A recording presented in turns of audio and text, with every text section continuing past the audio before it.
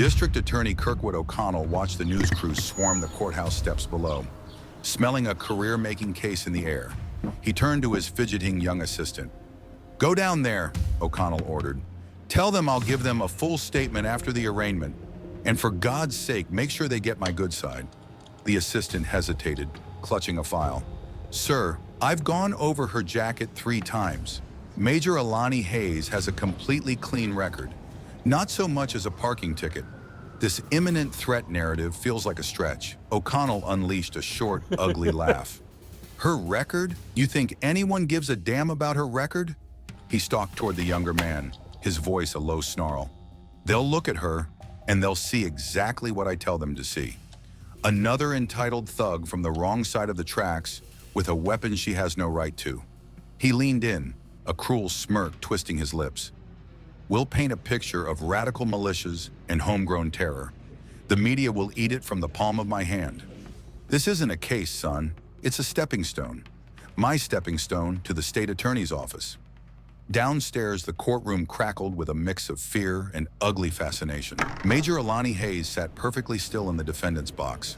The blaze-orange jumpsuit was a jarring contrast to her ramrod-straight posture, the steel of the handcuffs a cold bite against her skin. Kirkwood O'Connell paraded before the bench, his voice dripping with manufactured authority. "Your Honor, we are here because the defendant was apprehended with an arsenal fit for a war zone," he boomed, flicking a dismissive hand toward Hayes. "A custom-built sniper rifle, armor-piercing rounds, military-spec tactical gear." A wave of whispers swept the gallery. "Where did she get that kind of money?" a woman hissed. A man near her grumbled, "They're getting awfully bold." Her public defender, Leo Feldman, felt a film of cold sweat on his forehead. "He's burying her alive, and she's given me nothing," he thought, panic rising in his throat. She just sits there, letting him paint this picture. He stood, his voice a reedy squeak. "Your Honor, my client is invoking her constitutional right to remain silent." O'Connell spun around, his face a perfect mask of theatrical shock. "The right to remain silent?" he echoed, loading the words with sarcasm before letting out a sharp laugh. "Or is it the simple inability to explain why a woman with no job is gearing up for her own private war?" Hayes's expression remained a placid mask, but her eyes narrowed, her focus tracking the prosecutor's every move. She wasn't just watching, she was evaluating a target. "Keep talking, Mr. O'Connell," she thought, her mind cold and sharp as a shard of ice. "Every lie you tell is another inch of rope. I'll give you plenty to hang yourself with." Judge Elias Monroe, a caisson veteran, looked down from the bench, his brow furrowed. "Ms. Hayes," he said, his voice heavy with concern, "you're facing federal charges that could put you away for 20 years. Do you fully comprehend that?" "I understand perfectly, Your Honor," Hayes replied. Her voice was calm and clear, a stark island of composure in the sea of hysteria O'Connell was churning. In the front row, reporter Cassie Wells's fingers flew across her phone screen. "Forget armed and dangerous," she thought, a thrill of cynical ambition coursing through her. The headline writes itself, "Militant Threat in Port City. This story is my ticket to the network." O'Connell wasn't done. He snatched a large evidence photo of the rifle. "This isn't for hunting squirrels, Your Honor," he shouted, thrusting the photo toward the jury box. "This is the tool of a political assassin, an urban terrorist. We demand bail be denied. This woman represents a clear and present danger to every law-abiding citizen of this county." Leo Feldman jumped to his feet with a weak objection, but the prosecutor had already sealed the moment. O'Connell stood there, basking in the fear he had stoked, a smug, victorious smile plastered on his face. He was in absolute control, or so he believed. Feldman nodded, exhausted. "Look, I can't. You need to listen to me." Corrigan cut him off, his eyes blazing. "That prosecutor just made the mistake of his life. And your client, she's letting him." "It's an active case," Feldman said, his voice frayed. "I'm not asking for details."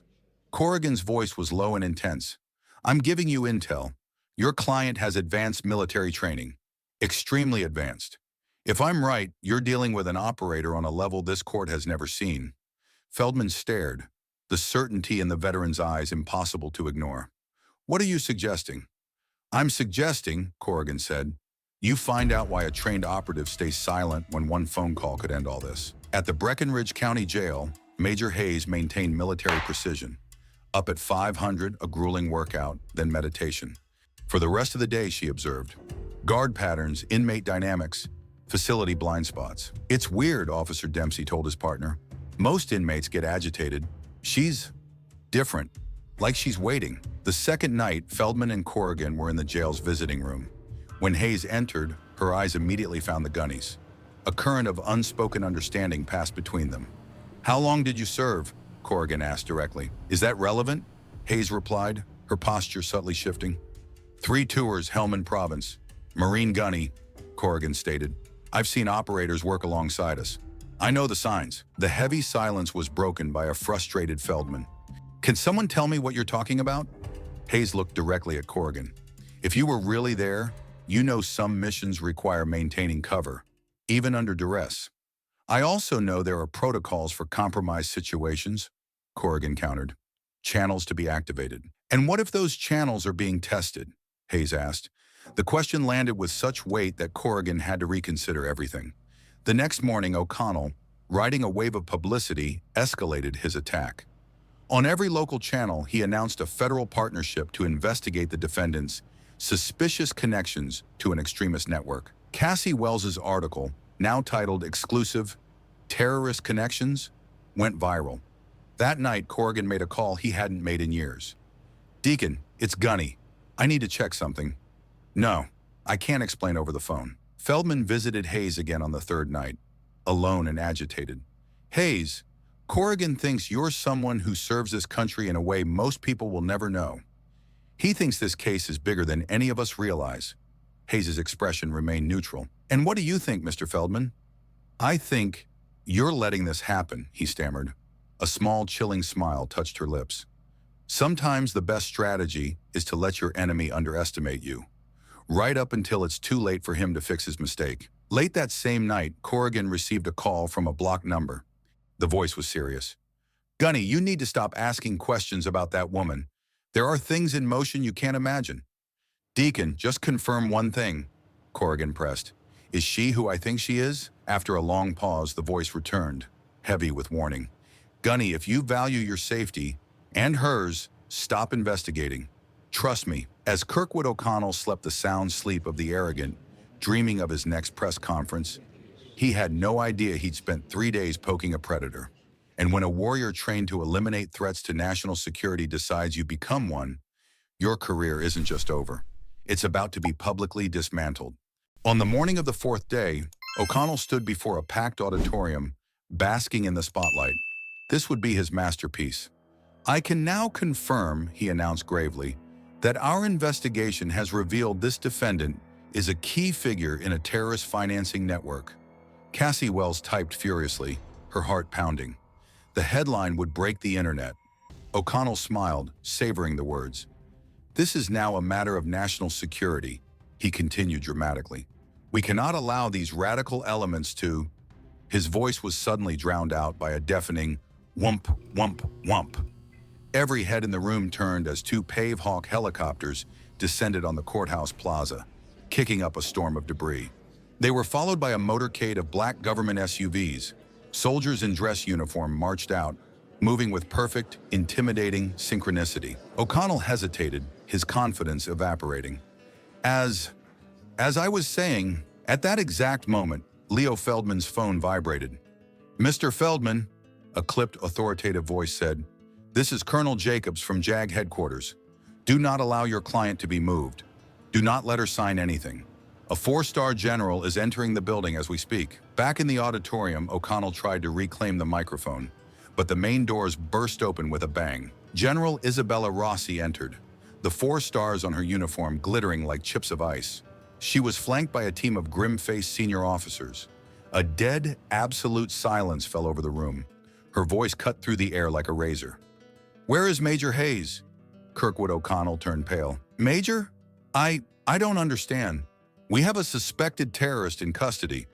General Rossi fixed him with a look of pure, undiluted contempt. Mr. O'Connell, you have just made the single most career-ending mistake I have ever witnessed, she said, her voice dangerously low.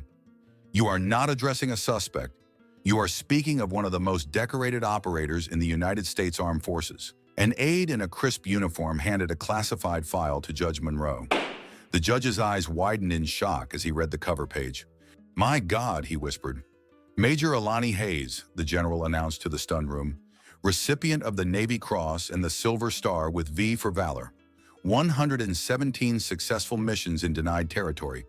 A counter-terrorism specialist who has saved more American lives than you will ever know." O'Connell sputtered. "But she wouldn't identify herself." "Because she was on a classified mission, you arrogant fool," the general snapped, her voice dripping with disgust. "Operation Blind Justice, a mission designed to identify intelligence leaks and systemic bias in local law enforcement. A test to see what happens when a black officer is found with military-grade equipment." She locked eyes with the prosecutor. "And congratulations, Mr. O'Connell. You showed the DOD exactly where the rod is. With flying colors." Crack. The sound of Cassie Wells's phone hitting the marble floor echoed in the silence. Her career had just shattered with it. Judge Monroe rose to his feet. "General, on behalf of this court, I offer my deepest apologies." "Your apology is accepted, Your Honor. You acted on the information you were given," Rossi replied before turning her icy gaze back to O'Connell. "But others here turned justice into a political sideshow." Just then, Major Hayes was escorted in. No handcuffs. Her posture was transformed. Shoulders back, chin high, her eyes burning with an authority that could command armies. "Major Hayes," General Rossi said formally, "I regret the treatment you endured. Your sacrifice for this operation has been noted at the highest levels." "Thank you, General," Hayes replied, her voice crisp. "Mission accomplished." O'Connell watched in abject horror as the cameras he had summoned for his own coronation swiveled to capture every angle of his complete and utter humiliation. Gunnery Sergeant Corrigan, tears welling in his eyes, approached the major. "I knew it," he said, his voice thick with emotion. "Thank you for your service." Hayes gave him a firm, respectful nod. "Thank you for yours, Gunny." The general then addressed the shell-shocked press. "Let me be perfectly clear," she boomed. "Major Hayes is an American hero. Anyone in the media who used this illegal arrest for clicks and headlines will answer to the Department of Defense." Kirkwood O'Connell's political ambitions died right there on the courthouse floor, buried under the weight of his own televised bigotry. He had tried to build his career on the back of a hero, and in doing so, had exposed himself as the very rot she was sent to find. 3 months later, a formal ceremony was held at the DoD Command Center. In the front row sat Gunnery Sergeant Corrigan and Leo Feldman, guests of honor. On stage, General Rossi pinned the Defense Superior Service Medal onto the uniform of the newly promoted Lieutenant Colonel Alani Hayes. "Prejudice isn't just wrong," Colonel Hayes said in a short, powerful address broadcast live. "It's a tactical liability. When you underestimate your opponent because of the color of their skin, you've already lost." That wasn't just a moral failure in Breckinridge County. It was a strategic failure that put this nation at risk. As the audience of generals erupted in applause, the broadcast played on a small, greasy television in the corner of a burger joint 2 states away. "O'Connell!" a pimply-faced manager yelled. "Table 6 is a pigsty! Get on it!" Kirkwood O'Connell, his face gaunt, shuffled out with a wet rag. He wiped down a sticky table as the hero he tried to destroy was celebrated on screen. He looked at his own hands, once destined to shake hands with governors, now smelling of cheap disinfectant. In a dark apartment, Cassie Wells sat alone, her face lit by her phone. She had just posted an article about container gardening. The comments were not about plants. "Aren't you the terrorist plot fake news hack? You ruined your career for a lie. Do us all a favor and delete your account." The sound of the applause for Colonel Hayes from her laptop mixed with the hateful comments on her phone. A perfect symphony of her public ruin. Back at the ceremony, a reporter called out, "Colonel, was this justice or revenge?" Colonel Hayes looked at her new medal, then her eyes found Corrigan in the crowd. "Revenge is an emotion," she said, her voice ringing with clarity. "Justice is a result." After the ceremony, she walked directly to the old Marine and pressed a heavy bronze coin into his hand. It was her personal challenge coin. "A real veteran always knows," she said quietly. Corrigan looked from the coin to the woman before him, a true American hero. He gave a single proud nod. Justice had been served.